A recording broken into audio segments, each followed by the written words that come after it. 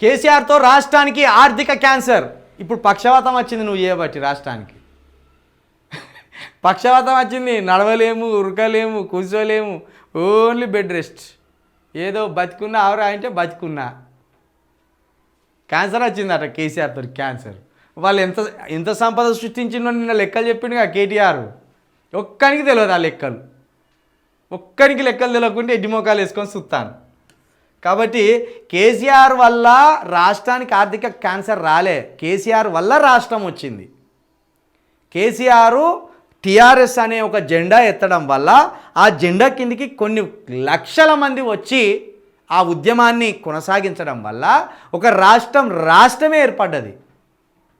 ఇప్పుడు నీ వల్ల రాష్ట్రానికి పక్షవాతం వచ్చింది. జెట్ స్పీడ్ తోటి ఉరికే రాష్ట్రం కాస్త నీ వల్ల పక్షవాతానికి గురై మంచాల పడినది. ఇప్పుడు దీన్ని లేపేటోడు కావాలి. మళ్ళా పక్షవాతం వచ్చిన రోగి కదా మంచాల పడ్డట్టు తెలంగాణ రాష్ట్రం ఇప్పుడు మంచాల పడి ఉన్నది. ఈ మంచాల పడి ఉన్న రాష్ట్రాన్ని మళ్ళీ జెట్ స్పీడ్ తోటి ఈ దేశం ముందట పరిగెత్తించేటోడు కావాలి. దానికోసం ఎదురు చూస్తున్నావు. నువ్వేమో లేని రోగాలన్నీ రాష్ట్రానికి ఉన్నాయని చెప్తున్నావు. లేదు లేదు, రాష్ట్రానికి ఏ రోగం లేదు. నీ వల్లనే రాష్ట్రానికి రోగం వచ్చి పడ్డది.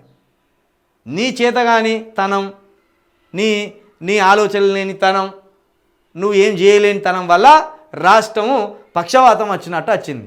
ఇట్లా అనకూడదు. కానీ పాపం గీ అన్న ఉన్నాడు కదా, గీ అన్న ఇప్పుడు నియామక పత్రాలు అందజేస్తున్న సీఎం రేవంత్ రెడ్డి. ఈ అన్నతోటి పోల్చకూడదు. కానీ ఈ అన్న కూడా జాబ్ కొట్టిండు, ఈ సోదరుడు కూడా జాబ్ కొట్టిండు. అంటే ఆయనకు కూడా సత్తా ఉన్నదని అర్థం. అగో ఈ అన్నకు కూడా సత్తా ఉంటే జాబ్ కొట్టిండు. కానీ ఈ అన్నకంటే కూడా రాష్ట్రాన్ని నువ్వు అద్మానం చేసి పడేసినావు. ఈ అన్నకంటే కూడా రాష్ట్రాన్ని అద్మానం చేసి పడేసినావు. కాబట్టి రేవంత్ రెడ్డి గారు, మీకు చేతగానితనంతో ఇదంతా మీరు ప్రజల మీద రుద్దద్దు అనేది చెప్తున్నా.